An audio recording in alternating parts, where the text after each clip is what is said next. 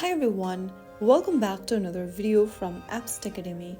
Today in this episode we will be learning how to join a class using class code in Google Classroom.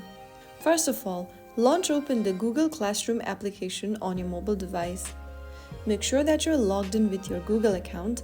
Once you're logged in, from the main home page, click on Join Class from the middle of the screen. Now you will be asked to enter your class code. Type in the class code provided by your teacher and make sure there are no spaces or extra characters in it. Once you are done, click on Join at the top right corner to join in the classes.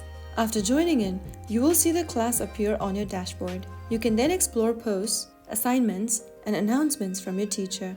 That's how you successfully join a classroom in Google Classroom application using the class code.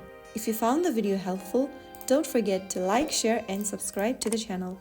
I will be back again in the next video. Thank you for watching.